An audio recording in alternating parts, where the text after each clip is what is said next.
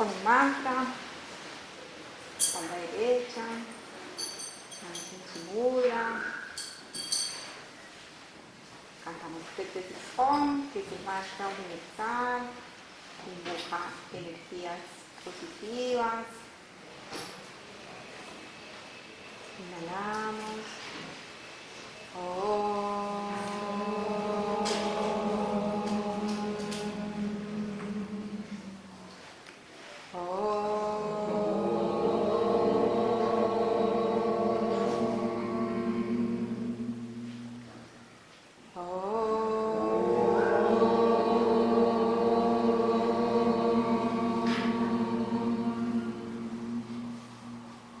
Shanti, Shanti, Shanti. Om Paz, Paz, Paz. Buenas noches. Vamos a empezar. Hoy está con nosotros Juan Felipe Jaramillo. Él es médico, practicante budista Zen. Ya nos contará más sobre él mismo. Bienvenido. Gracias a ti y a todos. Alma Yoga es como otro hogar. Y eso de estar en el hogar es una cosa muy importante en la vida de los buscadores espirituales. Yo creo que lo que nos lleva a buscar camino espiritual es la sensación de añoranza, de nostalgia de algo que no sabemos qué es, pero que se nos perdió y que sentimos que nos hace falta para completar la realidad de nuestra vida. Al comienzo, la mayoría y por toda la vida pensamos que eso se resuelve en la experiencia amorosa, es una de las añoranzas más fuertes, tal vez porque tiene que ver con el origen, con la relación con la madre y ese hogar uterino. Pero cuando encontramos el camino espiritual, uno siempre dice, wow, está en mi casa, esta es mi familia. Y nosotros en el budismo, yo creo que también en las tradiciones hindúes, hablamos de la sangha, de la comunidad de los que siguen la vía, que siguen el camino. Y yo me siento muy contento y siento que, pues, aunque mi sangha de práctica espiritual es una sangha budista, Sandra, Diana y Sandra, entonces les cambio el nombre. Como decía Sandra, yo practico budismo Zen desde hace más de 30 años. Mi vida pues, ha tenido movimientos como todas las vidas humanas. Y en los últimos años mi práctica Zen se ha ido abriendo a otro aspecto muy bello del budismo, que es el budismo Theravada. En particular, voy a decir con mucha alegría que el budismo Theravada, el budismo antiguo, es el budismo que se dice pues, de los más, sí, el ortodoxo, el que recogió y que se quedó en los países del sudeste asiático, mientras que el budismo se extendía hacia el Tíbet, hacia la China, como una forma diferente, que se llama Mahayana. Bueno, no me importa. Simplemente para decirles que, bueno, el budismo y todas las tradiciones van cogiendo el color y la forma del lugar en el que florece. Entonces, pues ahora hay muchas formas de budismo en el mundo occidental. Ustedes conocen obviamente al Dalai Lama, es una de las formas del budismo tibetano, tiene un color, un sabor, una forma de enseñanza particular. Está este budismo que les mencioné, el Theravada, que es del sudeste asiático y también tiene un sabor muy lindo, en Tailandia, en Birmania. Y los que practicamos el Zen, pues tenemos como referencia a China, donde surgió, y al Japón, donde se consolidó. Y de lo que les voy a hablar hoy es justamente de una forma muy particular de concebir en la tradición del Zen el concepto del centro del cuerpo. Bueno, leyendo para esta charla, que además no quiero que sea muy larga, yo creo que las charlas buenas, cuando uno ve en internet las charlas de los TED, uno dice, carajo, es que lo que hay que decir, lo importante para decirlo en 5 o en 10 minutos, lo demás es pura cháchara. Entonces, espero no echar cháchara como otras veces. Quiero hablar del centro. Y para empezar a hablar del centro, quisiera preguntar, pues, para ustedes, ¿qué evoca el concepto del centro? Cuando a uno le dicen, hay que centrarse, ¿qué es para ustedes? ¿A qué los invita en el momento en que se les pide céntrense? Encontrarse. Pero ¿en dónde? Encontrarse, pues es un lugar. ¿Dónde está eso que se te perdió? ¿Dónde te vas a encontrar? Ir hacia el interior. Y el centro de ese interior, ¿dónde lo localizan? ¿Qué les evoca? No, yo no lo veo como tan tangible como un lugar, ¿no? Conmigo, pues... Contigo, pero sí. ¿qué? Pero, perdón, sí, pero Tigo tiene centro, porque sí, está bien, Tigo es un montón de cosas, tus brazos, tus pensamientos, tus recuerdos, pero tiene centro. Porque vamos a hablar del centro. Vamos a hablar del centro. Es como estar equilibrado, como en Sí, un extremo. uno nunca se equilibra si no encuentra el centro, así es de simple. El centro de gravedad de un cuerpo físico define el punto de equilibrio. Cuando yo lo encuentro, se queda quieto, pero si yo no lo encuentro, él se cae o va a estar en movimiento. Pero me gusta mucho incluso lo que acaba de decir el ejemplo que acaba de colocar con la botella, porque justamente, por ejemplo, el centro de esa botella dependerá de dónde sea el fluido. Depende, sí, digamos que tiene una forma física muy particular, y entonces el centro físico de esta botella va a depender pues, de cómo está el contenido, además, porque el agua va a cambiar su peso, sí. Pero en términos generales está definido para que en alguna parte de este volumen, hacia la mitad del cilindro, tú puedas encontrar el centro. Lo que pasa es que es una forma bastante caprichosa, pero muy probablemente está como por acá, y por eso se queda quieta ahí. Ya cuando la pongo de esta manera es un poco más complicado, pero igual también va a encontrarse un centro de gravedad. El centro de gravedad depende de la posición, pero el centro energético, los centros energéticos no dependen de la posición. Hay centros energéticos, en la tradición hindú ustedes los conocen muy bien, pues son 7 fundamentales, 5 centrales que tienen su correlato posterior y los 2 extremos que están abajo y arriba y que tienen sus nombres propios. En la tradición del Zen no se habla de esa manera, digamos que se conciben básicamente, pues en la tradición del Zen se habla solamente de un centro y el centro está muy bien localizado.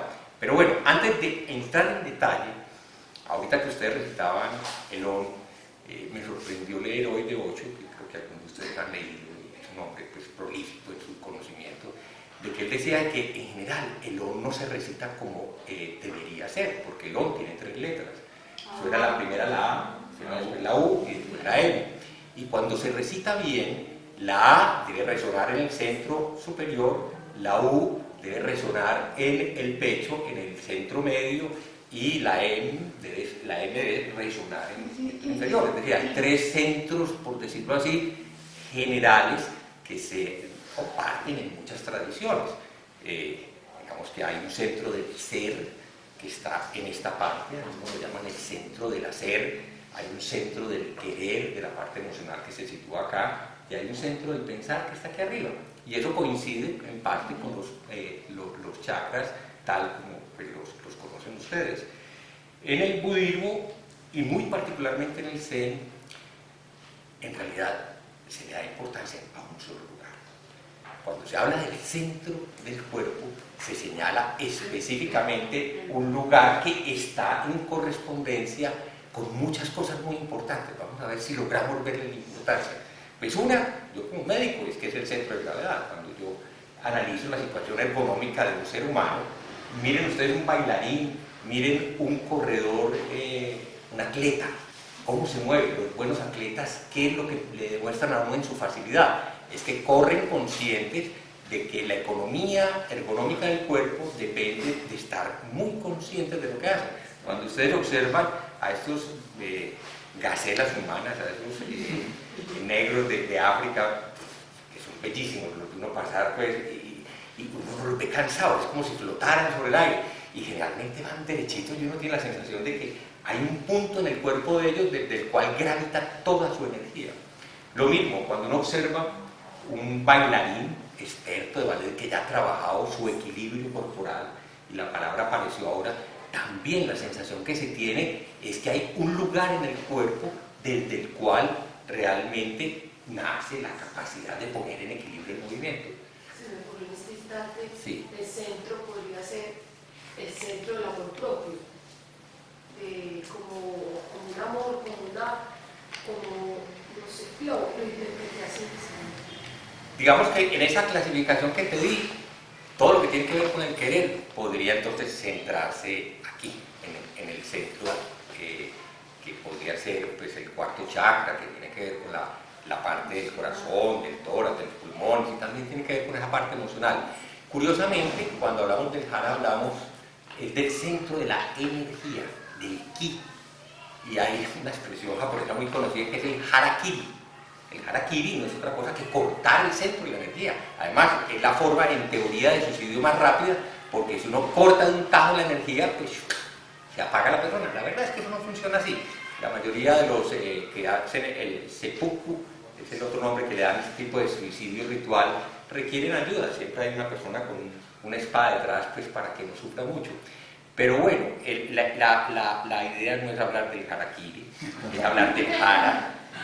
Pero se me vino la asociación con el harakiri porque descubrí una cosa también en 8 sorprendente. En Occidente y en general en muchas tradiciones del mundo, espirituales incluso, se le da mucha importancia a la vida y a todo lo que tiene que ver con la vida. Y la muerte se pone de alguna manera como algo con un carácter negativo, angustioso, preocupante, y de alguna manera se evade el contacto y el trabajo consciente con la muerte. 8 dice que el hara, además de ser el centro de las energías, y hay una expresión japonesa muy bella que es el Kikai Tanden, es el mar de las energías, eso viene del chino, es también el centro de la muerte. Y les voy a decir la razón por la que lo es. ¿Qué hay aquí? Un poquito más arriba. Entonces, el hara está físicamente descrito como un lugar que está más o menos a 3 traveses de dedo por debajo del ombligo, unos 5 centímetros en la longitud que tengo yo.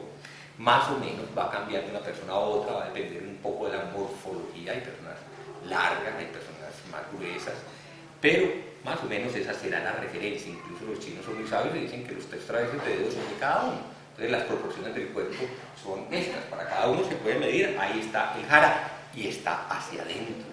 Está en algún lugar por delante de la parte final de la región lumbar y de la región sacra, y ese es exactamente el sitio del hara. Pero, ¿por qué dice 8 que ese es el lugar de la muerte? Porque él dice es el lugar por el que en el momento de la muerte se sale el ki, sale el chi o sale el prana, pues, en el uso del lenguaje corriente. ¿Cómo nacimos? ¿Dónde fuimos concebidos? Es bien bello ver que efectivamente sí hay un asunto relacionado con todo ese sector. Fuimos concebidos con una energía seminal que aporta el hombre, que se ha formado justamente en los flujos urogenitales, y ha sido recibido ese flujo dentro del útero femenino que está ahí. Y finalmente, ¿cómo nacemos? Nacemos conectados por el ombligo que nos ha soportado durante 9 meses en la vida embrionaria. Es decir, de alguna manera, la vida es un fenómeno en el que nos sopla, se infla, aparece esa bolsa allí en íntima conexión con la madre, cuando ya estamos en capacidad de alimentarnos e intercambiar nuestro ki con el ki externo, se nos pone en la vida y ahí continuamos con, entre comillas, autonomía. Y digo entre comillas, porque seguimos dependiendo de todo lo que no es yo. Ahorita que hablabas pues del centro de sí mismo, vamos a dejarlo para más adelantito, pero puede que el centro de sí mismo sea realmente inexistente, el centro del ego, porque lo que hay es que cada uno en su lugar es de alguna manera el centro total del universo. Bueno, nacemos soplados y morimos exhalados. Lo último que hacemos es un movimiento en el que flotamos. Eso en la parte superior, pero en la parte inferior también va a suceder de esa manera. Entonces, pues si dejamos el dramatismo que tiene la muerte y lo tomamos como nuestro punto de apoyo para construir un sentido profundo, trascendente de la vida, pues la muerte es realmente nuestra gran maestra. Y voy a recordar en este momento que Buda, para los que no conocen su historia, pues era un ser humano, un príncipe, y lo que va a transformar su relación con el mundo, él ha vivido, digamos, la vida cómoda de un príncipe, va a ser el encuentro con lo que se van a llamar los 4 mensajeros divinos. Y se les llama así porque yo creo que esas experiencias son divinas, cuando uno realmente las incorpora como caminos de conocimiento. Lo primero es que se encuentra con una persona vieja, yo ya casi lo soy, y sí, pues es notable que algo nos pasa cuando llegamos a cierta edad, nos duelen las articulaciones, pues yo todavía no siento que esté muy mermado físicamente, pero probablemente veo a mi madre que tiene 87 años, llegaré a estar como ella está muy limitada, uno la tiene que coger porque se siente esa fragilidad del cuerpo, ya no le responde, se ha caído varias veces, pero sigue dispuesta a disfrutar de lo que le quede de vida. Enfrentarse a la vejez golpeó a Buda, enfrentarse a la enfermedad, se encontró a un joven enfermo, le impresionó y comprendió que detrás de la experiencia de la enfermedad ocurría algo muy importante que obligaba a reconsiderar nuestra forma de vivir. Y finalmente lo marcó de manera radical el encuentro con la muerte. Bueno, no voy a contar todos los detalles porque es una historia muy larga, pero yo creo que para todos la experiencia, el conocimiento de lo que no es permanente, el conocimiento de lo que está de paso, de lo que se está yendo, nos ayuda a abrirnos a la sabiduría. Entonces, el Jara pues, va a ser para los practicantes del Zen un centro vital para conectarnos con la fuente original de la energía. Tendremos el sabor de la vida, porque la vida es lo que nos ha traído hasta acá, pero también tendremos el sabor de la muerte. Y yo no sé ustedes qué piensen de la muerte. No voy a proponer pues una discusión ahora sobre muchas ideas que pueden haber. Quiero compartirles simplemente la visión que nace de la experiencia budista. El maestro Tinaja, uno de los maestros vivientes tal vez más nobles y bellos que tiene la tradición budista y la tradición zen en particular, dice que la vida y la muerte es como una ola. La vida de un ser humano en algún momento aparece, se levanta, se yergue, expresa toda su belleza y se apaga. Si uno concibe la reflexión de la vida en términos del movimiento que hace emerger la ola, pues sí, la ola nació, creció, manifestó todo su esplendor y se acabó y se murió. Pero realmente la ola no empezó de la nada, la ola era el mar que se elevaba y que volvía y se apagaba. En el budismo se dice que los seres humanos no somos seres separados y que lo que hace que nuestro sufrimiento se aumente y se agrande en la vida es la falta de la comprensión de la interrelación profunda con todos los seres, que en el budismo se llama el interser, el ser en el otro. Nosotros no existimos para nada, no hay nada nuestro que esté en este momento cortado de una manera que uno diga, soy yo. Muy simpático, yo preparaba el tema sobre el Jara, yo soy de apellido Jaramillo. Jaramillo. Dios mío.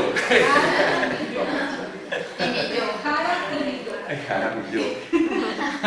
Y lo que iba a decir, porque pues, no quería, sin haber empezado a hablar de este tema, es que realmente el centro de uno mismo no es el centro del reconocimiento del ego. El centro del ser viviente en el que estamos y en el que aparece la ilusión de un ego es el Jara. Y de alguna manera es en cierto sentido es como una polaridad opuesta, porque el sitio donde se te desarrolla la idea de ser tú misma es el pensamiento.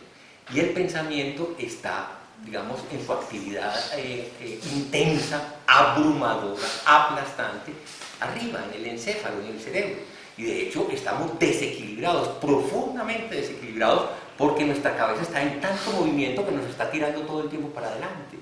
¿Y qué nos hace? Pues que perdemos conciencia y capacidad de conectarnos con los centros inferiores. Perdemos capacidad de tener lo que se llama, pues, de manera muy llamativa, inteligencia emocional, que tiene que ver con el centro torácico. Y mucho más, perdemos la conciencia de nuestro centro vital. No estamos equilibrados, somos incapaces de equilibrarnos por la cantidad de actividad que mantenemos en nuestra mente y en nuestro pensamiento. No sé si para todos ustedes es interesante la idea de que el ego pues, realmente es, por decirlo así, como el gran problema que tenemos que resolver. De alguna manera, todos estamos viviendo las consecuencias de haber criado un ego que se nos ha vuelto un inmenso problema en todos los asuntos, en nuestra vida familiar, en nuestra vida social, en relación con nosotros mismos, porque el ego nos exige que cumplamos unas cosas que siempre terminamos dándonos cuenta de que, pues, bueno, que no tienen tanta importancia, que es muy importante tener casa, que es muy importante tener carro, que hay que hacer carrera, que hay que casarse, que hay que tener hijos. Y de pronto uno para y dice, bueno, si eso sí es tan importante, bueno, digamos, la importancia de todo existe, pero la forma en que nos aferramos a estas cosas nos han generado y nos generan mucho sufrimiento. Y sostener la idea de ese ego nos genera el peor de los sufrimientos. Entonces, en la tradición nuestra, lo que se invita es a recuperar la conciencia del no ego, del no yo, del interser, del ser todo, de darse cuenta de que no estamos separados, de vivir no desde esta polaridad, sino desde realmente un lugar desde el que uno camine con equilibrio. Entonces, ahí sí, voy a hablar médicamente, porque es importante ser consciente del jara, porque si bloqueamos la energía a este nivel, no tenemos nunca capacidad de abrir los otros centros. Pues desde el punto de vista de la tradición hindú, pues, la energía debe fluir desde el Muladhara hasta el último chakra y finalmente aquellos que han hecho un trabajo consecuente, el chakra de los 1000 pétalos se abre y obviamente ese es un estado de despertar espiritual que pocos seres humanos logran, pero que es obviamente el premio que se debería merecer todo ser humano que se tome en serio la transformación en su vida. Entonces el jara nos da una capacidad de relación con nosotros mismos mucho más profunda que la que nos da una fijación sobre el ego. Y en realidad, pues, dando toda esa vuelta, lo que quiero es invitarlos a que conozcan el centro del cuerpo, a que se pongan en contacto con él, a que hagamos un par de actividades muy sencillas para que nos demos cuenta de qué tan conscientes somos o no somos de que tenemos un centro. ¿Ustedes tienen alguna práctica relacionada con eso? ¿Lo hacen aquí habitualmente? ¿O no tienen nada relacionado con el...? No. ¿Solamente ese centro? Sí, no. Ok. Bueno, yo creo que lo que les voy a decir no les va a sonar extraño, porque seguramente muchos de los ejercicios de yoga, cuando pasan por el... Saltamontes, la cobra, tienen, de acuerdo. la pierna, saltamontes, cobra, arca.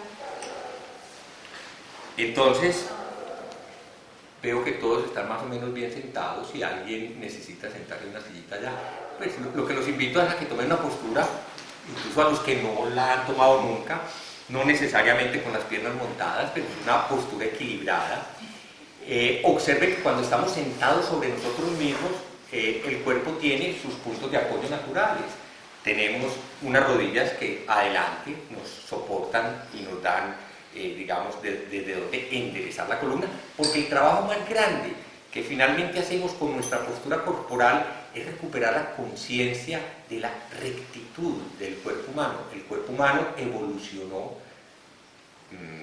biológicamente y espiritualmente hacia encontrar este punto, yo diría, por razones muy profundas y cada vez más valiosas, porque en la medida en que liberamos toda la energía que puede fluir por nuestra columna vertebral y por los centros anteriores, pues indudablemente se enriquece nuestra capacidad de vivir en equilibrio, de despertar a la sabiduría y a la ecuanimidad. Bueno, en la postura en que estén, cierren los ojos, las manos vamos a ponerlas de una manera que nos permita tener contacto con la parte baja del vientre. Como les decía, el jara está más o menos a unos 3 traveses de dedo por debajo del ombligo. Nosotros en el budismo practicamos de esta manera con un mudra que llamamos el mudra cósmico. No sé si ustedes lo usen ocasionalmente. Es la postura propia de nuestra tradición, pero no tiene que ser así. Si ustedes quieren, pongan las manos, simplemente sientan el vientre. Lo que necesito es que se den cuenta de qué pasa en la parte baja del abdomen. Entonces, pues hagamos unas cuantas respiraciones profundas, lentas, con los ojos cerrados. Al comienzo, pues ayúdense un poco. La expiración, mientras más larga, más facilita que las respiraciones sean profundas. Entonces pueden botar intencionalmente todo el aire. Hagamos unas 3 o 4 respiraciones bien profundas.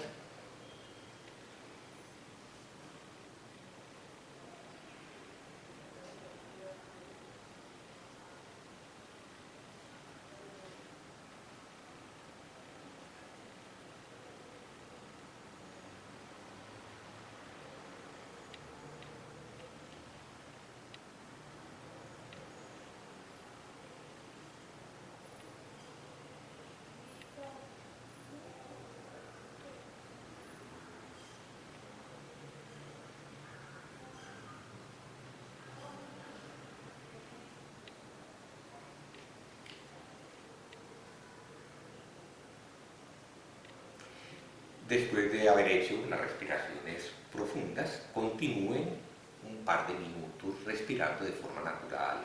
No traten de influir sobre la forma en que respiran, simplemente observen.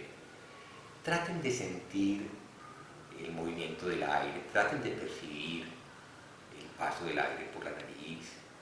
Es un poco más difícil, pero sientan qué sucede cuando el aire baja, entra a los pulmones. Y en lo posible también observen si hay o no hay alguna sensación en el vientre. Simplemente siéntanla. ¿Qué sucede mientras respiran?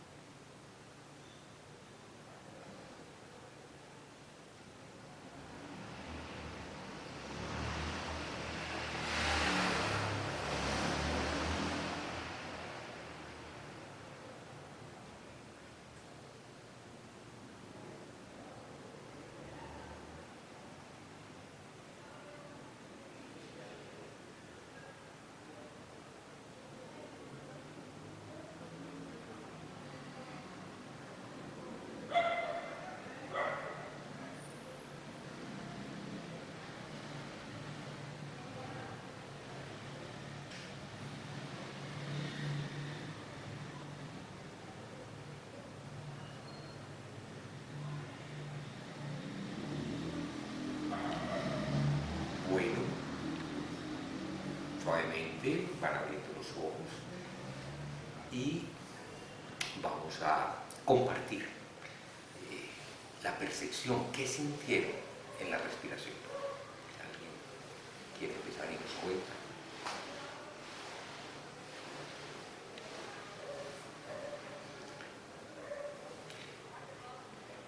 ¿Hasta dónde sentían que les llegaba el aire? Hagan fácil el aire. Está bien. Alguien no sentía que el aire bajaba hasta el vientre. Puede que sí, muchas personas tienen respiraciones torácicas y no logran sentir claramente el movimiento del vientre. Los que practican pranayama ya tienen más experiencia y saben poner en movimiento todos los elementos accesorios, pero yo sé que aquí hay gente nueva.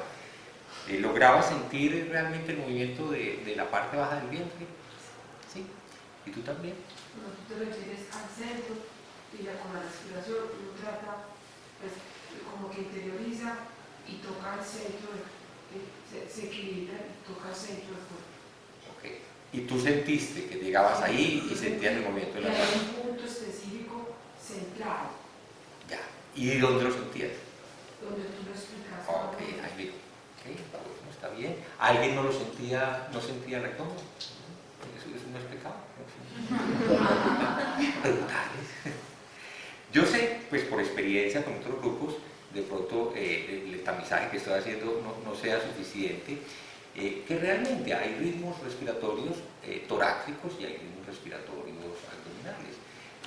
Obviamente, pues, a los que tienen una respiración solamente torácica, uno les enseña y es recomendable empezar a tener conciencia de la respiración embrionaria. La respiración embrionaria la describen así los taoístas, es de origen chino. Es una respiración en la que muy conscientemente se expira hasta el final, al punto de que se produce paradójicamente una inversión. Cuando está botando el aire se supone que está hundiendo el vientre, pero en esa respiración embrionaria, al final de la expiración hay un leve abombamiento. Esa respiración es la respiración del jara, y es una respiración que los taoístas han trabajado por siglos y que aseguran que quien la maneja adecuadamente, como esa es la expectativa de ellos, llega a la inmortalidad. Yo no sé si la inmortalidad sea interesante, pues como aburrido uno estar por allá 200 años después sin conocer a nadie, todo el mundo nuevo cada ratico, qué pereza. Pero bueno, digamos que puede que lo refrescante de la inmortalidad sea esa sensación mucho más profunda de que yo me salvo y vivo 2000 años y yo muero en el momento en que muero, pero no muero. La ola que describí ahora en realidad no muere, en realidad no nace, Simplemente viene la energía de la vida, aparece y baja. Para mí es más claro entender la inmortalidad como el reconocimiento de que lo que hace posible la vida continúa vivo después de que lo que me consolidó como un pequeño paquetico de cosas agregadas se disuelve. Porque de hecho,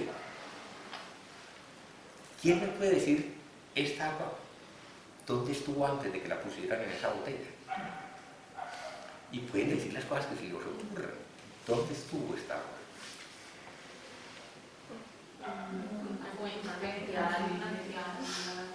Y antes de llegar al manantial, ¿dónde estuvo? En la atmósfera, en las montañas, en los mares, en los riñones y en las vejigas de ustedes y de todos los animales de la tierra, en el sudor, en los árboles. Esto ha pasado infinitamente, por todo lo que hace posible la vida.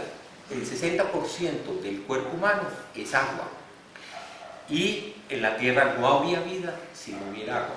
Es decir, realmente, no sé si alguno de ustedes estudió biología, se habla de un caldo original, que era agua. Y en algún momento aparecen unas proteínas y por acción de un montón de fenómenos energéticos complejos, pues, donde hay rayos, donde están los volcanes, donde hay una atmósfera con química especial, esas proteínas adquieren unas capacidades particulares. Y la primera que adquieren es formar membrana y hacer unas cositas, unas capsulitas. Y eso, digamos, son unas precélulas. Eso sigue desarrollándose. Y finalmente la vida no es sino encapsular agua. Es decir, lograr mantener toda célula es una capsulita.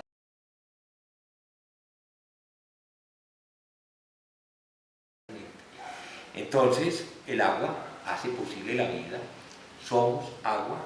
Y cuando desaparezcamos, esta agua, que además cada día la recambiamos. Normalmente un ser humano puede eliminar de 2 a 3 litros de agua, pues en condiciones de no mucho trabajo físico. Si estamos haciendo ejercicio son 4 o 5 litros, o si estamos en el desierto puede que sean más. Y el agua la tenemos que estar ingiriendo, es decir, todo está en movimiento, exactamente como está dentro de un río. No hay ninguna diferencia, simplemente que nuestra mente nos dicta la idea de que lo que somos está estable.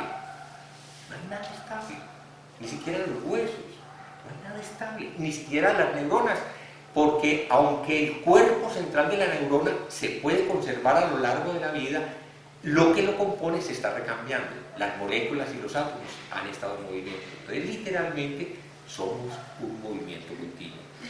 Entonces, bueno, la idea pues, de la respiración embrionaria es que nos recuerda que de alguna manera la vida fue posible para cada uno de nosotros en ese momento en que estuvimos conectados a nuestra madre por un ombligo. El embrión creció así, desde muy rápidamente en la transformación del huevito fecundado, cuando ya él tiene cierta definición, digamos hacia la 6ª, 7ª semana, ya la placenta está separada y el embrioncito está separado y se conecta por un ombligo. En ese momento hay una respiración embrionaria y para la madre es claro, el bebé está ahí, en ese lugar, está en el jara. Bueno, ese es pues, el aspecto importante. Les recomiendo a los que luego quieran seguir ensayando con su respiración, obsérvenla bien, dirijan siempre que puedan la respiración hacia abajo. De hecho, en la reflexión sobre la postura, también descubrimos algo muy importante.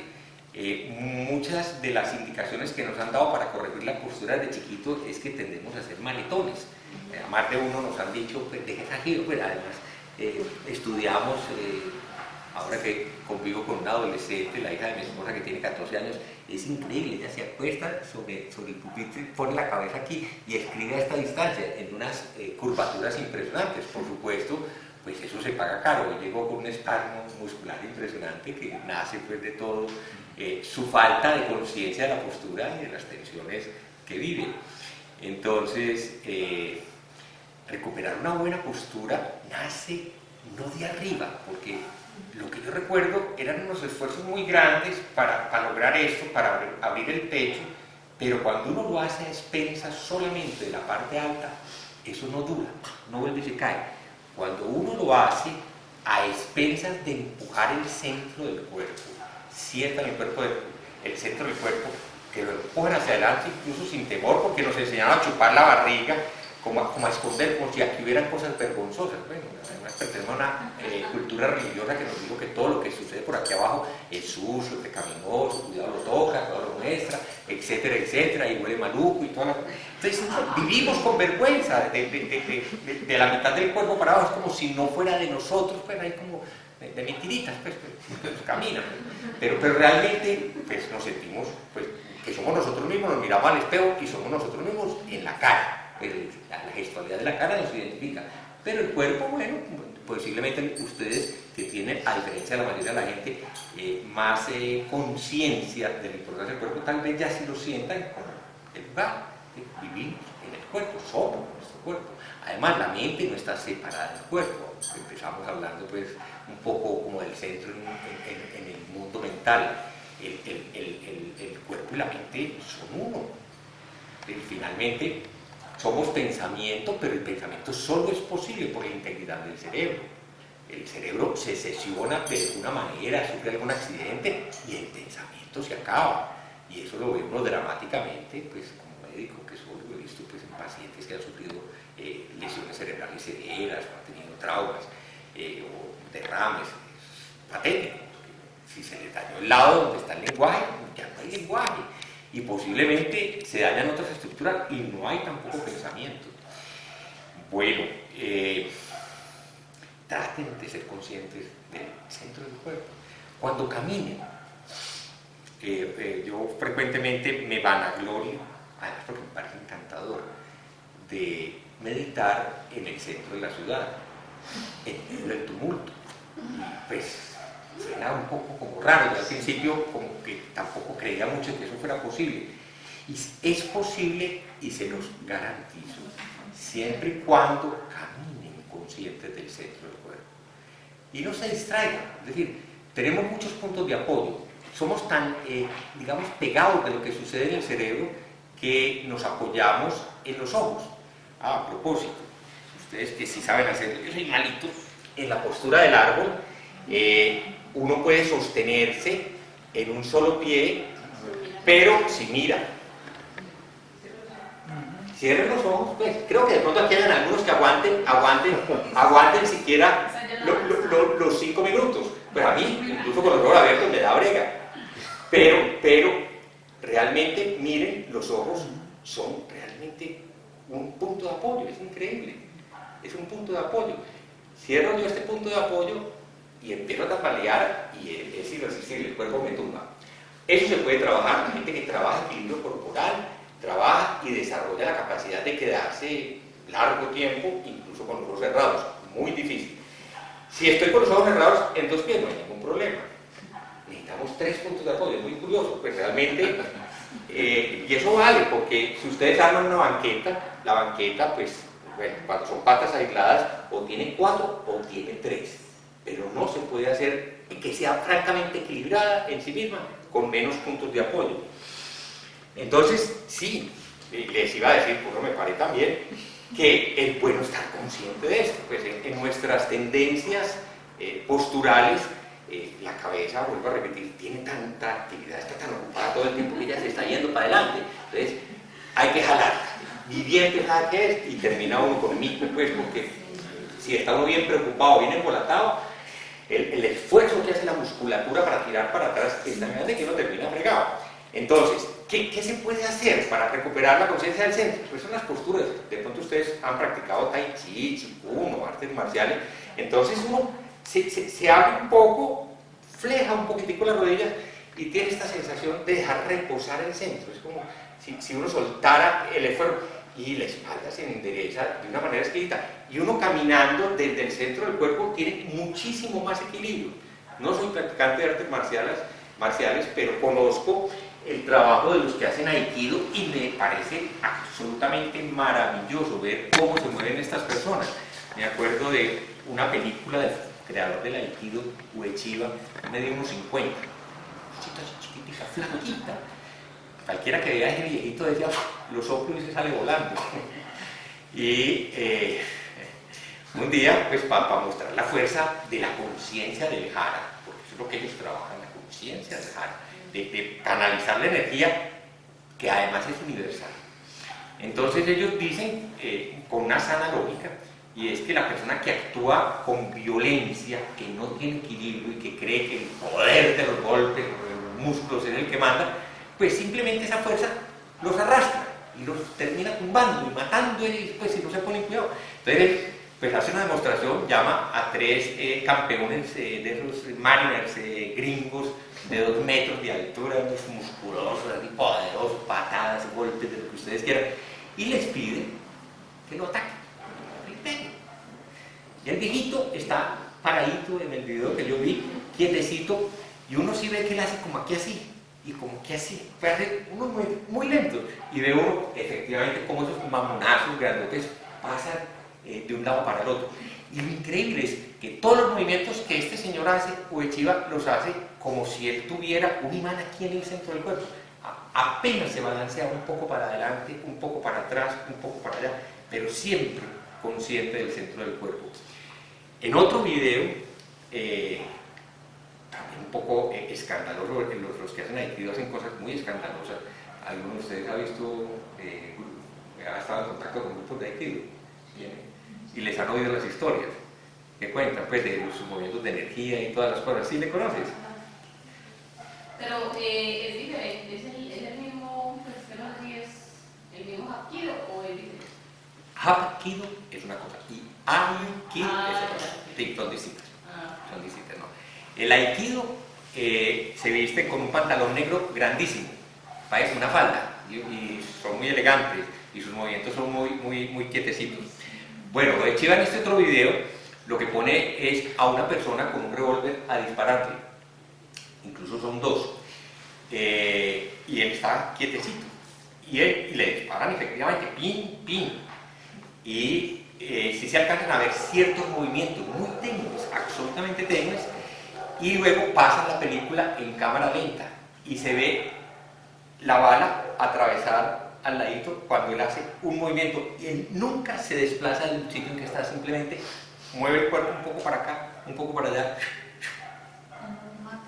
como el mar, exactamente. Hoy estuve mirando unos videos, ellos hacen cosas muy extrañas, pero quería oír si ustedes han visto y conocido eso. Una de las cosas que hacen los grandes maestros, los que tienen ya pues títulos como de séptimo dan, yo no sé si ellos tienen más danes, es mostrar eso, la importancia del ki, del manejo de la energía. Entonces ponen a un combatiente al frente o a varios y el maestro se concentra y hace, y uno ve literalmente, pues, lo vi ahorita en los videos, cómo se van para atrás todos los combatientes, como si realmente se hubiera movido una cosa que estuviera ahí que uno no ve y ¡pum! Y los hubiera empujado, ¡pum! ¡Pum! Y caen al otro lado. Yo no creía eso, porque lo vi hace muchos años de un maestro, ¿cómo es que se llama? Erstan, algo así, inglés, que vino aquí a Medellín y formó un grupo de Aikido, y la prueba inicial que les hizo fue que puso en fila como a unos 8 o 10 practicantes sosteniéndose unos a otros, y el hombre hace ese movimiento y uno pues decía, pues el que me contaba, se fue para atrás, un puenterito, como si fueran naipes, cayendo. Pero son videos o películas. No, esto que te cuento es real. Y yo vi hoy unos videos filmados por grupos, sí, real, pues. Sí. Yo creo que son reales. Pues, no parecen montados, si son de páginas de Aikido, de grupos de combatientes y de todo, como van a quedar estos. Yo creo que son legítimos, que no son intervenidos.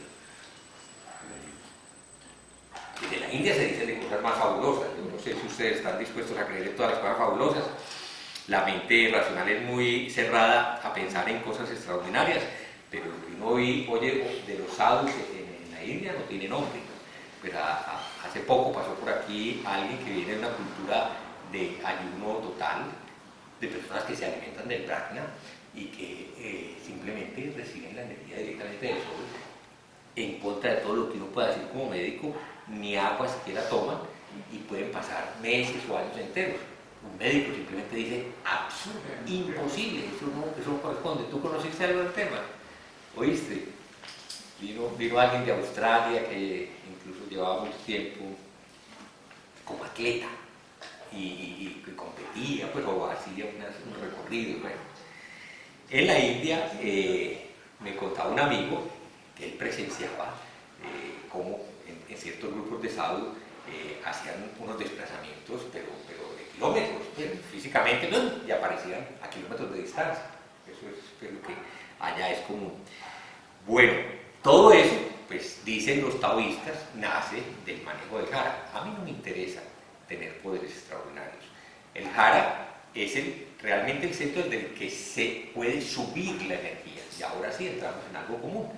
La persona que es consciente del jara, que reequilibra el jara, que vive centrada, literalmente lo que va a hacer es que la energía pueda alimentar los otros centros y corregir el desequilibrio que se ha generado por los usos exagerados que hacemos de los centros superiores.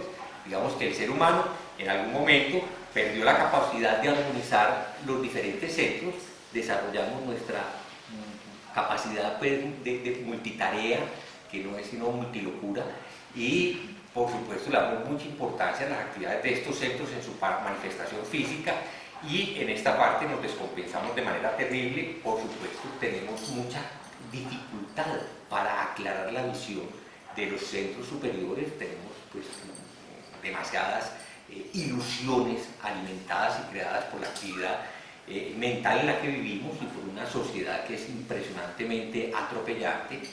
Entonces la idea es que tenemos que buscar la fuente de energía que nos permite curarnos. Lo que pues quiero que les quede es que esa fuente está en ustedes, no está sino en aprender a volver a ser conscientes del jara.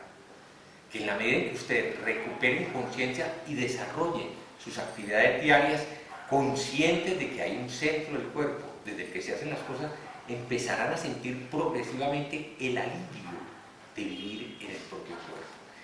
Ese es pues básicamente el mensaje que les quería traer. Yo como médico pues, estoy seguro de que mis logros mayores ha sido ayudarle a las personas a recuperar la conciencia de sí en el propio cuerpo. Cuando uno como médico hace instrumentación de la persona y no le entrega algo que le permita asumirse a sí mismo, pues yo diría que los médicos hacemos un oficio mediocre. Cuando el paciente sale consciente de que su capacidad de recuperar la vida está dentro de sí, yo creo que uno como médico hace realmente un oficio importante. Entonces, pues yo concebí esta conferencia solamente en función de eso, en decirles, sí tenemos un centro, desde ahí nos equilibramos, trabajenlo con la respiración, sean conscientes en su vida diaria y en su forma de caminar o de hacer todas las actividades. Cuando estén en cualquier actividad, siempre es posible enderezarse y sentir dónde está el centro, encontrar, familiarizarse con el centro. Nosotros practicamos una forma de meditación que se llama Zazen, meditación sentado, y como les decía ahora, el mudra que utilizamos es este. Sobre los comentarios. Esta es una postura absolutamente centrada. Eso es lo que hacemos en la meditación nuestra. Si de vez en cuando quieren utilizarla, yo sé que les puede ayudar, sin que dejen de hacer las otras formas de meditación que ustedes tengan a bien realizar. Están en el centro del cuerpo. Fuera de eso, si ustedes quieren creer que aquí hay energía, ustedes están realmente rodeando el cono de energía que está pasando por este cuerpo. Si ustedes lo quieren visualizar, háganlo, claro que sí. Contemplen la maravilla de saber que por aquí se canaliza el ki, la energía universal, el chi, dicen los chinos, o el prana en la India. Esto es una posición centrada. En la postura del loto, que es la postura ideal y completa, pero muy difícil, pues mucho más evidente. Y a favor de esta postura voy a decir hay dos cosas muy interesantes. Una de ellas es que las plantas de los pies miran hacia el cielo. Y también debemos recordar pues, que la energía celeste es pues, la energía básica. Digamos que la vida en la Tierra existe por la lluvia permanente de protones que llegan del Sol y por la lluvia cósmica. Específicamente la energía solar es la que nutre este planeta. Entonces es una postura indudablemente, digamos, sabiamente diseñada. Los sabios hindúes que hace 4 o 6 mil años o más, pues no había timadoras, no había registro. Bueno, quedaron unas estatuillas. En estos días me enteré que más o menos las estatuillas más antiguas con posturas de loto son de por allá del año 4000 antes de Cristo, más o menos 6000 años. En esta postura, las dos extremidades inferiores y las dos extremidades superiores están en contacto. En el Zen entonces tenemos unas recomendaciones. Decimos pensar con el vientre, pensar con el estómago, pensar con los pies. Como especies de motivaciones.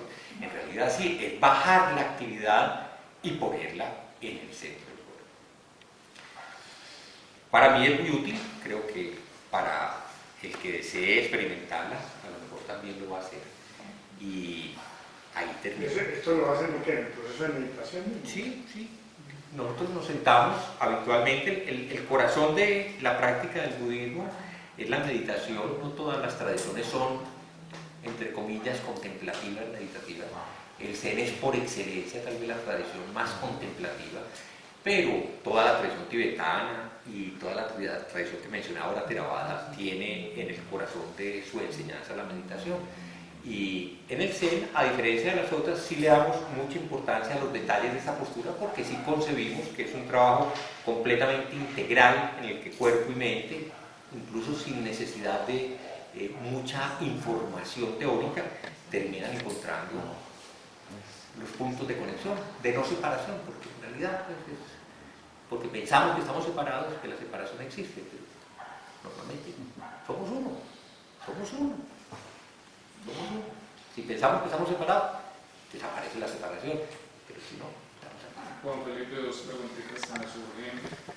Una es desde lo físico, no sé, siempre he tenido la inquietud. Si a alguien le falta algún componente físico, digamos una mujer que le sustraen la matriz, el útero, no sé, este punto, este centro, ¿tiene que ver algo con ese aspecto físico? Esa es la primera pregunta. Pues yo siempre consideré que los ginecólogos que están dedicados a amputarle el útero a las mujeres son un poco criminales, porque lo hacen desde la perspectiva en que los otorrinos sacan las amígdalas, porque esto es negocio. Si yo tengo, siendo mujer, un cáncer de cervix, pues, desgracia me tocó vivir, y me dice, hay que sacar la matriz, yo me la voy a sacar. Y voy donde un médico o donde una persona sanadora y finalmente trato de corregir el campo energético. Pero obviamente es una amputación. Pero no olvides el fenómeno del órgano fantasma. Sigue existiendo, el cerebro sigue existiendo, sigue existiendo. El miembro fantasma es realmente la palabra que utiliza. Te mochan el brazo y tú sigues sintiendo el brazo. Y mentalmente es cierto. Es decir, solo si tú quieres pensar que no tienes ese campo energético, no lo tienes. No tienes el brazo físico, pero sí tienes el campo energético. Sí lo tienes. Y de hecho uno ve a los que han sufrido amputaciones, a la gente que logra superarse, la ve bien es por eso, porque no tiene el pensamiento insistente de me falta, de no tengo, de pobrecito yo, de la víctima. Entonces sí, obviamente, pero a ver, de todas maneras, lo que hay que entender es que en esta vida cualquier cosa se está perdiendo todo en todo momento. De hecho, la vida es perder, y eso es importante. No hay que vivir con el temor de lo que me va a faltar. Yo diría que lo que hay que vivir es con la conciencia de poder ser testigo, incluso de lo que se pierde, incluso de lo que se fue, incluso de lo que ya no está. Entonces, si lo que tú trabajas es el observador, el testigo atento, el estar en el momento presente, bueno, terrible, difícil, pero bueno, pasó y seguimos. Y hasta el momento en que partimos. Bueno, y otra cosita para decir, sí. La pregunta es, concentras pues la charla en este centro, pues, Sí. yo le voy a acercar mucho, más bien me inquieta mucho el cuento de la transmutación de la energía. Ustedes hablan mucho del cuento de la energía sexual, de hacerla subir. de los ejercicios que se hacen. No sé, lo que vos dices ahí es el solo hecho de tener conciencia de ella ya hace que el resto fluya. Pues mira, una forma es a través de la transmutación sexual, y eso se ha practicado en el tantrismo, en el taoísmo sexual. Hay varias tradiciones, incluso en Occidente, Careza es que se llama, la tradición Careza también desarrolló, tal vez no con tanto criterio energético, pero creo que por la forma de concebir la sexualidad apunta a transformar la sexualidad no en una experiencia desgastante y generadora de conflictos, sino en una experiencia espiritual generadora de una actitud de apertura y de espiritualidad mayor, que ese es tal vez el verdadero significado. Yo no conozco mucho de transmutación sexual, pero pues creo que es un componente muy importante para ayudar a subir la energía, porque además es energía, digamos, de origen sexual. Pero también sé que por otros, digamos, medios se logra lo mismo, es decir, que no es necesariamente a través de la actividad sexual que se va a movilizar la energía, sino que pues, el yoga, por ejemplo. Que no es solo ese campo. Pero no es la actividad, Sí, no es. no es la actividad sexual. Como tal misma no es la conciencia. Transformación de la energía sexual. Exactamente, es decir, y no hay que estarla transformando conscientemente de que es energía sexual, porque cuando uno practica el tantra es consciente, aviva el fuego y coge el fuego y pues lo trabaja en esa idea de transmutarla, de subirla. Y eso, pues a mí me han preguntado, pero yo me imagino que eso solo se puede practicar pues donde hay maestros acreditados, serios y responsables. Lo que yo creo es que a través de, digamos, como de toda la expectativa que eso genera, también se ha creado un mercado muy, no sé, muy poco claro. Yo no conozco mucha gente que practica un tantrismo que a mí me inspire pues como confianza aquí en nuestro medio. No sé si tú conoces algo. He buscado pues y con las experiencias personales siento, Ya. como yo sé, pero no encuentro pues real que Yo diría que hay cosas básicas que son muy simples. La actividad sexual está relacionada íntimamente con el amor. Y en la medida en que, digamos, el fin de la sexualidad no es eyaculativo, que es como la desesperación que gira alrededor del componente masculino pues, de la relación sexual, y se pone por delante el componente amoroso, que es más el polo femenino, yo creo que la sexualidad se vuelve enriquecedora independiente de que sea un fenómeno transmutativo o no. Entonces, pues voy a decir, yo prefiero hablar como de una experiencia amorosa, pues, que transforme la sexualidad en algo enriquecedor para el hombre y para la mujer, porque la otra sí es, el desgaste sí es una sexualidad inútil, pues. Sí. Yo pienso que la sexualidad no la hemos practicado ni sabemos muy bien qué es la sexualidad. Hemos estado como ahí, como a tientas, andando en la sexualidad sin identificar bien en lo que significa. Sí, para todo ser humano que llega a este mundo es una experiencia muy interesante. Bueno, para fortuna de las nuevas generaciones, mucha de la oscuridad que había en torno a la experiencia sexual se ha derrumbado, pues obviamente eso ha permitido que aparezcan otros extremos muy complejos, no diría que malos, simplemente complejos. Se ha complicado mucho, digamos, como la actividad sexual últimamente, y por supuesto hay una manipulación desde todo punto de vista, incluso pues comercial, de consumo de sexualidad, con toda la pornografía y toda la cosa pues enloquecedora que hay ahora. Sí, yo creo que es una de las aventuras más bonitas además que tenemos los seres humanos, el descubrir realmente una sexualidad satisfactoria, y como dicen los chinos muy bellamente, cómo utilizar la energía sexual sensible, energía espiritual sensible. Ellos no hablan de energía sexual, dicen energía espiritual sensible, cómo utilizar eso que se despierta en el ámbito del cuerpo y de la genitalidad para algo mucho más pues, floreciente, mucho más profundo, mucho más bello, mucho más trascendente, en los términos en que el compañero lo menciona. Tú ibas a preguntar algo, qué pena que no te he dado... No te preocupes, no, gracias, que yo estoy sentada en esta silla, es que yo estoy recién operada de la matriz y los ovarios, pues si yo les comparto, es una experiencia que realmente está la parte energética, no hay ningún cambio interno, sino que uno sigue sintiendo igual, pensando igual, pues experimentando la vida igual. Claro, de acuerdo. Además porque tener que la pérdida de algún componente físico reduce nuestra capacidad de transformación espiritual. Y yo creo que pues, hay muchos ejemplos de gente que le ha tocado vivir deterioros físicos extremos y que han logrado llegar a una altura espiritual impresionante. De hecho, uno de los maestros de la tradición de ustedes sufría de diabetes, él murió, pues la enfermedad nunca fue para él seguramente un obstáculo, era parte de su experiencia y la vivió el mismo Osho, pues, con todo lo que tiene él pues, de atractivo y de repulsivo, porque son muchas cosas las que se formaron alrededor de él, pues fue un hombre muy enfermo, murió de una diabetes complicadísima, sufría de asma. Osho.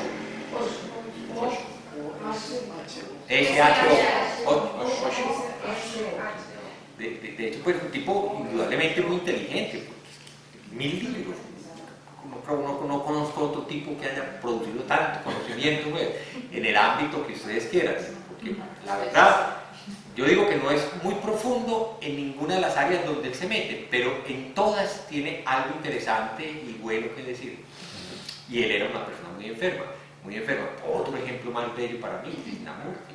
Krishnamurti era un maestro absolutamente sorprendente, un tipo que tiró por la borda la idea de que me iba a convertir en el segundo Mesías. Qué paja, yo no vine aquí a este mundo para volverme un dios de nadie. Yo, si puedo colaborar en algo, es ayudar a los demás a que entiendan que la responsabilidad es de cada uno con cada uno y que la meditación no tiene forma. Cada uno debe ser capaz de encontrar su forma activa de meditación constante. Y el hombre llegó a la iluminación en medio de lo que considero como médico debió haber sido o una encefalitis o una meningitis, algo gravísimo, porque le dan los dolores de cabeza más enloquecedores del mundo y en medio de eso, que era terriblemente doloroso para él y para los que estaban al lado de él, llegó a la iluminación. Y de hecho, no sé si han leído el diario de él, pues es indudable que fue una experiencia parecida o con el mismo sabor de la iluminación del Buda. Se hizo llevar enfermo a sentar al lado de un árbol y ahí vivió un momento de comprensión y de lucidez absoluta. Eso sucedió como a los 30 y pico de años y de ahí fue, pues él ya había desmontado un movimiento que se había formado alrededor de él y ahí él se dedicó a compartir con la gente, a hablar. Él no era un maestro, él se sentaba así como estoy yo, en un término de conversa, sin ninguna ínfula y sin nada. Siguió toda su vida sufriendo un dolor de cabeza enloquecedor, no se tomaba una pastilla. Él decía, no lo llamaba el dolor de cabeza, sino que lo llamaba el proceso. Pero pues lo que dicen es que era una cosa loquísima, era una cosa desesperante, porque se le veía en el rostro, pues, cómo le daba duro. Krishnamurti. Y como él, muchos otros. Yo creo que en todas las tradiciones encuentro gente que ha sido más allá de la limitación física, más allá de la enfermedad, han sabido vivir con ecuanimidad, con gratitud, con alegría. Porque si algo veía uno, pues en Krishnamurti era esa suavidad, esa alegría con la que seguía compartiendo. Pues me alegra mucho que te sientas enterita, porque no te falta realmente nada lo esencial. Qué bueno. ¿Qué más tienen ustedes de inquietudes para compartir? No sé, yo creo que hay muchas cosas que son pues, muy parecidas en todas estas tradiciones. Pues cuando vos hablabas primero de la muerte, casualmente yo estaba leyendo ayer de Sivananda, el tema de la muerte de Sivananda, y es una cosa que es altamente recomendable, leerla y estudiarla bien, porque es la esencia misma de perder el temor a la muerte y sentir que todo lo que nos atemoriza es lo que físicamente tenemos aquí, pero la muerte no tiene por qué atemorizarnos. Inclusive decía una cosa muy simpática, ¿no? Dice, la gente que le llora a los muertos lo único que está haciendo es haciéndole dar pesar al muerto. ¿Cierto? Pero eso está rodeando a esa persona que está en un trance de transmutación y de paso a otra esfera diferente de la vida, a través de estar llorando. Entonces eso vale la pena verlo. Y lo que tú decías con relación al centro, yo creo que todos hemos experimentado eso. Pues yo tengo también muy curioso lo que hacías, porque yo no sabía que este era el... Pero yo cuando estoy meditando hago esto también. Es decir, hay un momento en que yo, pues, por mi enseñanza de muchos años en Maharishi, uno meditaba así. Y llegué a Sivananda y Sivananda también medita así. Pero hay un momento en la meditación, que yo necesito hacer esto. Sí, hay muchas posturas, pues. O sea, que yo necesito hacer esto, yo realmente lo siento casi que necesario en la parte final de mi meditación, hacer esto y siento ese proceso energético. Inconsciente. Proceso Ya inconscientemente. pues no es inconsciente, es muy consciente, pero es un movimiento. Es un Pero movimiento. estás así y de pronto ya Sí, está. sí, yo sé que cuando ya estoy terminando la meditación, el momento más agradable de mi meditación, yo hago este gesto. Y eso tiene mucho que ver con muchas de las enseñanzas que hay en Kriya Yoga, en nuestra tradición también, con todo lo que es en los canales energéticos internos, la acumulación de energía en la base, que no se llama así, pero tiene, está en el mismo sitio, es lo mismo. Sí, de hecho, me llamó mucho la atención que Osho, en un artículo que leía, tiene un libro dedicado al Jara, uno de los partismos que tiene, decía que el Jara no correspondía exactamente al segundo plexo. Yo no entiendo el por qué dice que está a un ladito. Yo no creo, incluso porque en realidad la mayoría de autores, para mí es muy claro, es el segundo plexo, tiene que ver simplemente que la forma en que se trabaja, los chinos lo llaman el primer recalentador, el primer horno, el primer fuego. El segundo lo colocan acá y el tercero lo colocan acá. Y nosotros le llamamos plexo solar. Y el plexo solar. Y entonces cuando uno está también dando clases de yoga, está invitando a los alumnos a llevar su conciencia a ese centro del plexo solar. Es muy curioso porque si uno mira, nosotros de alguna manera tenemos una estructura muy fuerte, tenemos como una coraza torácica para proteger los pulmones, pero el abdomen se abre y está expuesto. Y no es gratuito pues que, digamos, las actitudes defensivas todas como a cerrar esta parte. Y yo sí creo que, pues, con respecto al abdomen y a lo que sucede en el abdomen, porque la palabra Hara en japonés se refiere en realidad a todo el abdomen, simplemente que en el Zen se sitúa exclusivamente ahí como centro energético y centro corporal. El Zen es centro corporal. Pero todo lo que sucede en el abdomen es terriblemente importante. De ahí pues que estos dos plexos, pues porque hay diferentes formas, unos llaman el plexo solar en el arriba y otros lo llaman aquí abajo, o ustedes No, solamente el arriba. solar es Arriba, solar. sí. Listo. Acá queda el Swadhisthana. Sí, ese es el sí. No, muy bien. ¿Y de la muerte que decías, Sivananda, que te impactó? No es que lean. Honestamente hay que leerlo, porque es una tarea para todos. Porque es una cosa Senda divina. espectacular. Sí, es Senda Divina. Se puede destacar Son 3 paginitas, pero espectacular. Fundamentalmente lo que está diciendo es que la muerte es un paso de la vida, es un paso más de la vida. Y que no tiene por qué ser una actitud de tristeza. Porque es una evolución más de la vida. Yo creo que lo que pasa es que se nos escapa la fineza del proceso. De nacer y morir son difíciles. No hay problema en reconocer la dificultad. Nacer es muy difícil, pero lo que pasa es que el bebé no tiene palabras para decir, no, es que esto me cuesta mucho trabajo, es que esto es muy estrecho, ¡ay! Pues me están apretando. Es que me estoy ahogando, estaba de bien, ¿Cómo está? está poniendo estrecho. Es un dramático. Y llegar aquí, esto todo iluminado y sin agüita. No, yo no Y tan frío, yo tan pensaba frío. caliente. Y esta gente tan brava que viene y me pega. Bueno, la experiencia es muy difícil, ¿no? Pues yo estoy exagerando con el chiste, pero no, yo sí creo que el movimiento de la pasada a través del canal de parto es todo un trabajo impresionante de hecho marca la existencia humana de una manera muy profunda. Con seguridad, el momento de la muerte, el momento del morir, porque la muerte ya es el resultado, el morir. Seguramente nos va a dar desasosiego, nos vamos a sentir cansados, vamos a tener dudas. No hay problema, pero hay que verlo como un proceso, simplemente como algo que se va viviendo, y finalmente, yo he acompañado a muchas personas en el momento de la partida, hay un momento en que se alinea, y eso se ve bellísimo. Yo he visto 3 o 4 personas, incluyendo a mi padre, y ¿Usted ha tenido alguna vez la experiencia de conversar con una persona que se haya muerto y que haya muerto la vida? Sí. ¿Y qué le ha gustado? Sí, es una experiencia muy bonita. Pues. Es una experiencia hermosa. Sí, absolutamente. Y siempre, además, muy igual en todas las personas que lo viven, ¿no? Es muy impresionante. Pues imagínate bueno, el último punto que yo quería mencionar es el que usted decía de que uno no es uno. Eso también lo menciona mucho Sivananda. Pues esto que tenemos aquí es tierra. Y eso está conectado. Es tierra, es cielo, energía, agua, es tierra que en algún momento pasa, pero internamente hay algo más que hace parte de todo un yo no sé si sistema, pero es que ahí no se puede hablar de sistema porque hace parte de toda una divinidad y que todos somos uno. Entre otras cosas, es muy bonita la expresión que utilizaban los indígenas nuestros que decían yo soy otro tú, porque es una forma de reconocer que tú, yo soy yo también, ¿cierto? Y eso es la esencia, eso lo menciona también en la cosa de la muerte, lo menciona también Sebastián, el hecho de que ese interior que tú tienes, eso que tú sabes lo que estás buscando, porque al principio tú lo mencionabas, ¿no? ¿Qué es lo que uno busca? No está buscando simplemente el interior, está buscando a ser parte consciente, eliminar todo lo que le ha dado a uno el mundo, que no le ha hecho, y no poner velos y trabas para poder llegar a donde uno realmente debería llegar.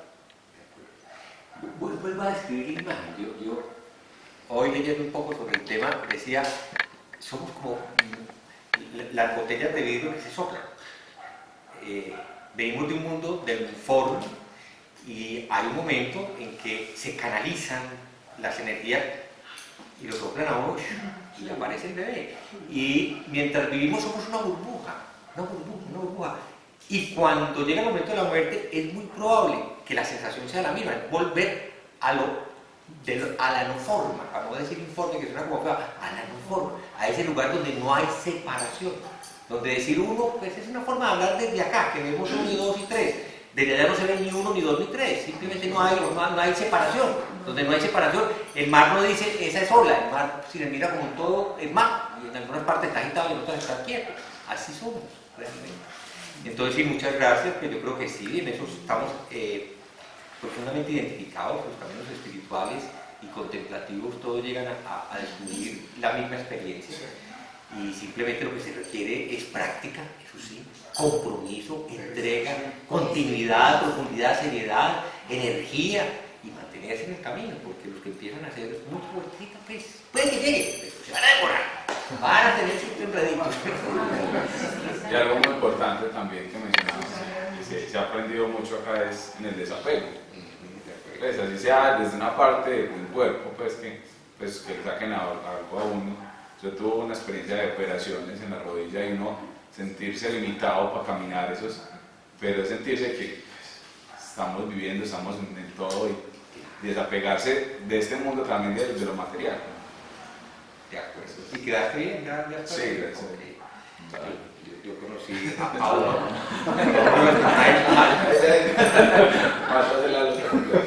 Yo he conocido a 2 personajes, pero voy a hablar de uno solo. Un muchacho de los 17 años en Cali, no me acuerdo Carlos, el apellido era, bueno, si me acuerdo de lo digo. Se fue al río Parce, se tiró al río, estaba turbio porque había llovido en la noche. En el sitio en el que él se clavaba habitualmente, se había decantado arena en la noche, él entró y se quebró la segunda vértebra cervical y se seccionó la médula. Dentro cuadrapléjico. ¿Qué dice un muchacho de 17 años cuando no mueve un dedo? No mueve un dedo literalmente. Y no siente de aquí para abajo nada. Y le tienen que hacer todo. Le tienen que hacer todo, la comida, pues ya comienzo, pues el mantenimiento. Obviamente se pasó 2 años suplicando como esa niña de Chile ahora, mátenme, pero pues déjenme suicidar, ayúdenme, pero no, yo no quiero vivir así, El papá, no, mijito, pues o no voy, y seguramente se les costó más de un llanto, y más de una rabia, y más de una cosa. Bueno, no sé en qué momento, Carlos Urrea, no sé en qué momento Carlos empezó a recordar, o le empezaron a contar, que en Cali vivía un señor que pintaba con la boca. Carlos había empezado arquitectura. Entonces el papá le decía, hombre, aprende, andaba antes de todo. Era tanta la incapacidad de nada, pues una cabeza que no tiene cuerpo, no hay nada, absolutamente nada, esperar que lo muevan, lo levanten y le hagan ejercicio y todo. Entonces, finalmente, como a los 2 o 3 años, empezó a ir donde el pintor y allí descubrió la vida. Empezó a pintar, el tipo, Carlos había empezado a hacer arquitectura y él era bien para el dibujo y efectivamente, con dedicación y paciencia, terminó pintando de maravilla. Un cuadro de ese hombre vale millones de pesos y yo lo conocí, él tiene más o menos mi edad, de una manera espectacular. A mí me habían invitado a un encuentro de amigos de los limitados y yo di una charlita, pues pendeja al lado de la de él, sobre bueno, cosas médicas, y de pronto entra Carlos, y él entra cargado por un negro de una belleza, de esos negros nuestros, pues así, de ébano. Lo entra, lo lleva, lo pone en una silla, y detrás de él entra su esposa, una mujer, una mona despampanante, bellísima. Y esta cabeza, pues, que no tiene prácticamente ninguna, él medio, tiene algunos movimientos leves, yo diría que involuntarios, empieza a hablar. Les digo, era el universo entero hablándonos allá de la vida, de la satisfacción de vivir, de las posibilidades ilimitadas del ser humano, de cómo, pues, en cualquier condición nunca se ha perdido, en contorno a tu inquietud, pues, seguía, entre comillas, inexistente de aquí para abajo. Inexistente es una forma de hablar. Pues, casado, pues obviamente encontró una forma equilibrada de tener un cuerpo prestado, porque pues este hombre que lo llevaba, pues seguramente vivía con él y lo transportaba de un lado a otro, y un hombre libre, un hombre que se mueve tranquilo, que cuando menos piensa uno estaba exponiendo en Nueva York o en Londres, absolutamente preso. Entonces sí, no hay razón para creer que lo que tenemos se nos tiene que quedar, y que si se nos va no podemos encontrar una manera de seguir viviendo, de continuar el camino. Yo pues no creo que tengamos que ser pintores buenos como Carlos, pero pues cada uno tiene su camino, y lo bueno que tiene que hacer lo hace siguiendo su camino. Entonces, pues, vale. Muchas gracias. Muchas gracias.